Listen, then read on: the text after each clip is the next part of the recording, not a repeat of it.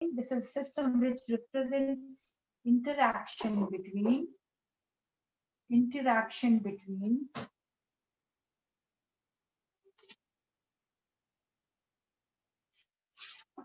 biotic and abiotic factors. There is interaction between biotic and abiotic factors in a system, and this is known as ecosystem. Now, the ecosystem can be of two types. It can be terrestrial. It can be an aquatic ecosystem. So, ecosystem is further divided into two types.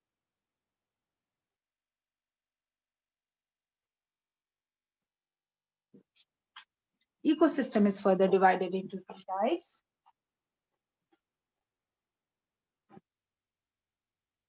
Terrestrial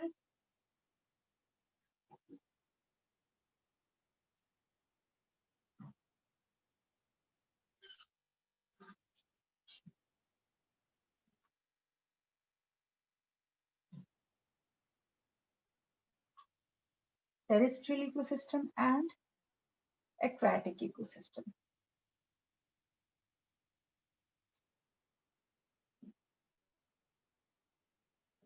Terrestrial ecosystem and aquatic ecosystem. If we see terrestrial ecosystem, it is the land ecosystem. In common language, we can say that it is land ecosystem. And this ecosystem is water ecosystem. Now, if we see where this terrestrial, what is the terrestrial ecosystem or what represents the terrestrial ecosystem? The terrestrial ecosystem is represented by forests and grasslands. So forest and grassland, they represent the terrestrial ecosystem, and the aquatic ecosystem, which is represented by the water which is present in that ecosystem. This is represented by oceans, rivers, lakes. So this is represented by oceans, rivers and lakes. Now you will say that aquarium is also an ecosystem, aquatic ecosystem. These all are natural aquatic ecosystems. Whereas if we talk of aquarium,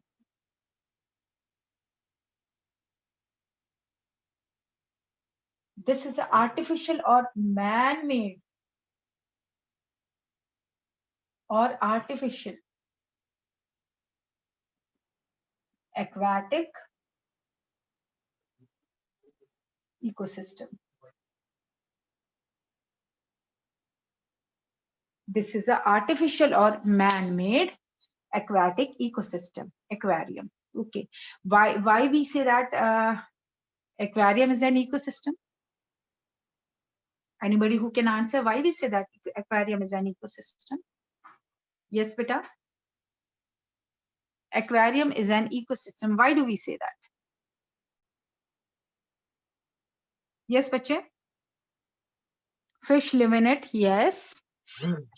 Yes, but there is a, there is a interaction between the abiotic and biotic factor. What are those abiotic factors which are related to the biotic factor in an aquarium? You have to show the interaction. So what is that abiotic factor in the aquatic ecosystem which is linked with it? Yes. Yes, beta. Water. Okay. Water to fish and plants. Yes. Yes. Abiotic water, fish and plants are. Yes. And sometimes what we do that we, there is aerators. You must have heard aerators. Aerators. Have you heard of this term, aerator? Aerators. What are these aerators?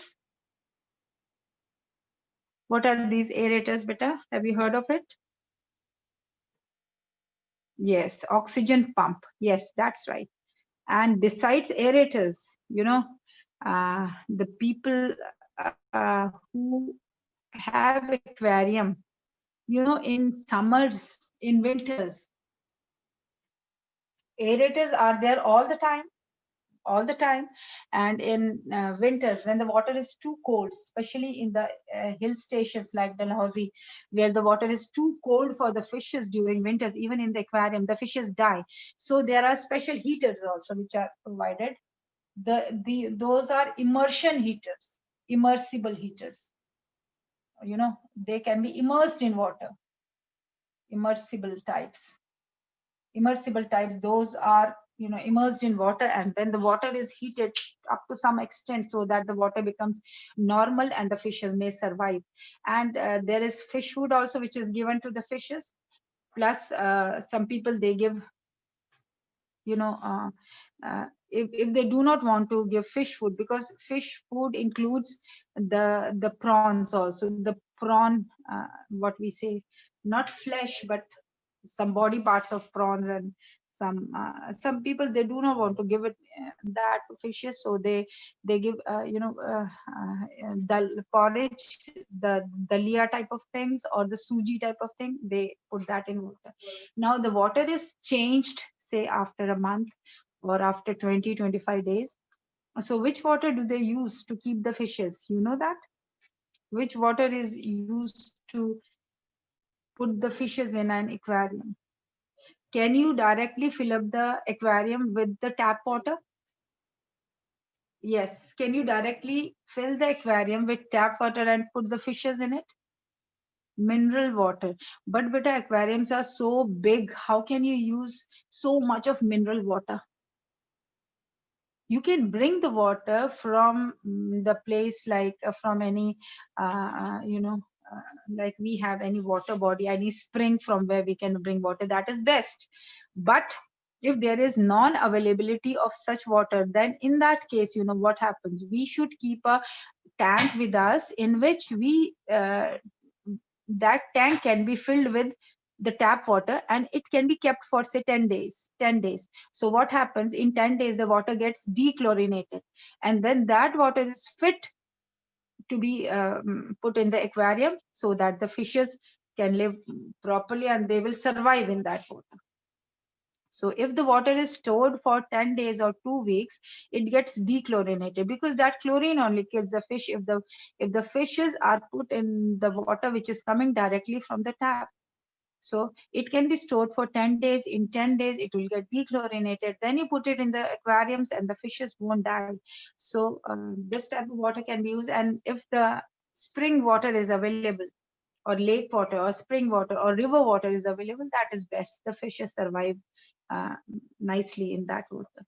So that forms a aquarium also forms a ecosystem, but that is artificial or man-made aquatic ecosystem. So we have done that terrestrial ecosystem, aquatic ecosystem, forests we have, and grasslands. In aquatic, we have rivers, we have oceans, and we have lakes. Now, after this, I'll tell you something, that this term ecosystem, this was given by a gentleman or a researcher, and the name of the researcher was Tensley. He was the one who gave this term, ecosystem. And this ecosystem is interaction. This is a system in which we see interaction between the biotic and the abiotic factors. Abiotic are the non-living factors, and biotic are the living factors. Biotic means whichever is found in that area. It can be birds, it can be animals, it can be a dog, cat, anything, plants, trees, fishes, anything. Abiotic is which is not living. It can be soil, it can be air, it can be water, or it can be any such thing which doesn't have life. Now, the factors of ecosystem. We come to the next point. What are the various factors of ecosystem?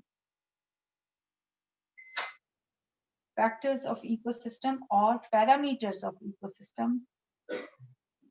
The factors or parameters of ecosystem. Now, there are 4 factors of ecosystem, and the 4 factors of ecosystem are: number 1, productivity,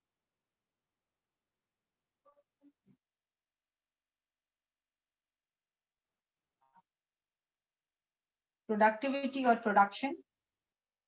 Second is decomposition. The second is decomposition.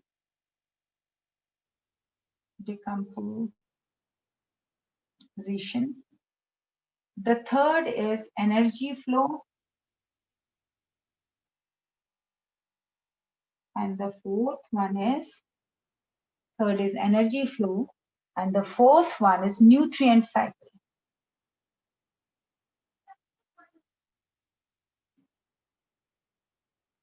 So this way we have four factors of the ecosystem: productivity, which is basically the production, what is produced in an ecosystem, that is on the basis of this.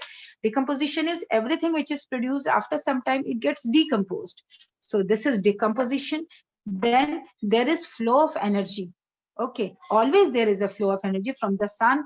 The energy flows to the plants receive it, and then whosoever feeds on them, it flows into them, and then from that those consumers, and then secondary consumers. This way the energy keeps flowing. That means from the sun to the green plants, from the green plants to the primary consumers, and then the secondary consumers. This, the energy flow is in different trophic levels. There is another term which we say trophic levels. Trophic levels. So there is energy flow in different trophic levels, or we also call it different stratas, different layers. Like from the sun, it goes to the green plants. From the green plants, it flows to the primary consumers. From the primary consumers, it goes to the secondary, and then to the tertiary consumers, like this. So, and then top consumers. Okay, so this way the energy keeps flowing from one strata to the next strata. These are different trophic levels. It keeps on 1, 2, 3, 4. There's different trophic levels. They are, the energy keeps on flowing. So if we write it this way, what do we get? We get a food chain. This is also known as food chain. So if we make a food chain, suppose green plants here, if we write in place of primary consumers, let's write deer. Okay, then deer is eaten up by, let's write a tiger. Okay, so this way it forms a food chain. Or if we want to make it a little more lengthy, we can write here the green plants eaten up by frog eaten up by snake eaten up by eagle. Okay, and we make it more lengthy, so it depends. So here we can see that the green plants can be eaten up by frog, the green plants can be eaten up by deer, the green plants can be eaten up by cows, the green plants can be eaten up by man. And man is here also. Man is in the secondary consumers also, because man can, of course, the men are eating frogs also. If you go to China, they are eating. The deers are, of course, also eaten up by men. Then besides this, man can be at any level, any trophic level. Man can be here in the primary consumers. The man can be secondary consumer, or the man can be top consumer also. So man is present, the human being is present at different trophic levels. This is what I want to tell you. Now we come to the productivity. Productivity means what is produced.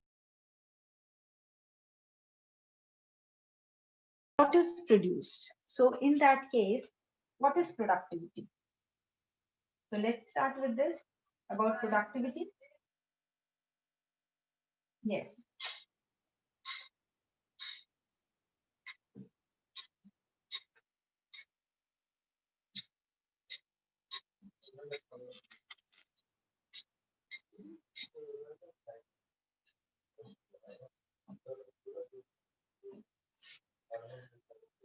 So let's start with productivity.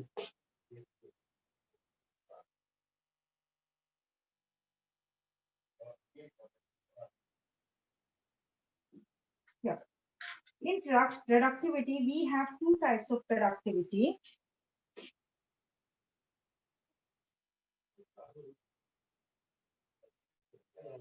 Primary productivity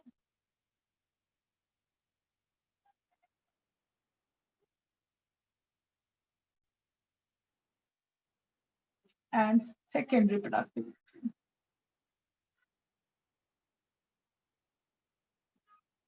So we have two types of productivity, primary productivity and secondary productivity. So this primary productivity is the organic matter synthesized by organic matter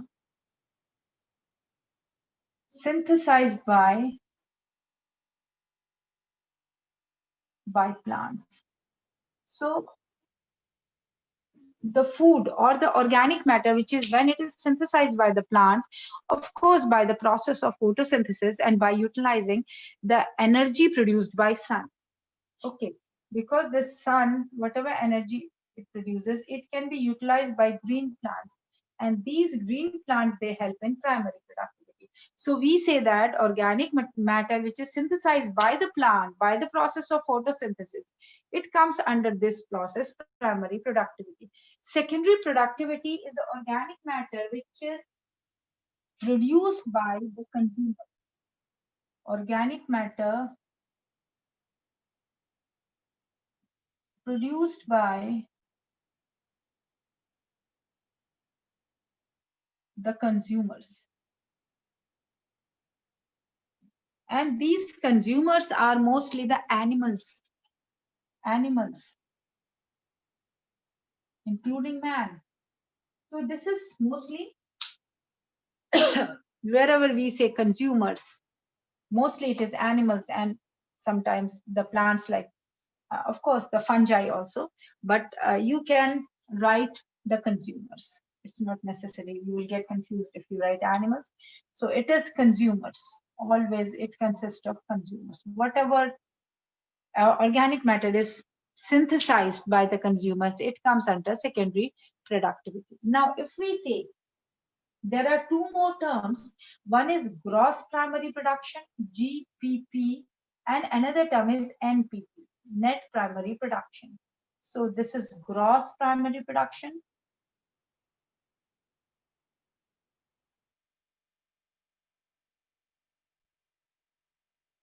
And we have net primary production.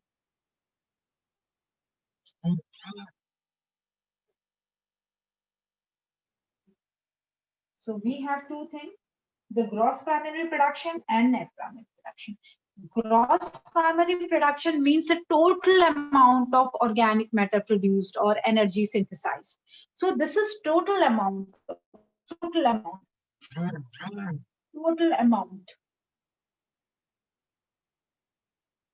during the, which is produced during the entire lifespan. So that is gross primary production. Till the animal is surviving, till the animal is alive, whatever organic material is synthesized, that is gross primary production. Net primary production is the one, the energy, this GPP, gross primary production, minus the energy which is lost. Energy lost. And what for this energy is lost? This energy is lost to perform various functions. Then we say that energy is lost.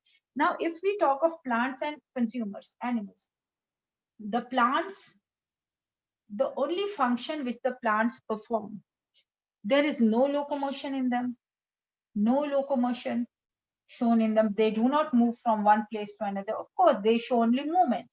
No digestion, no locomotion, no digestion, no muscular movements. Some movements are there, of course. And the most important function which is performed by the plant is respiration. Respiration, which requires a lot of energy, and the energy is lost, our energy is spent in this, in the process of respiration. Now what happens? This GPP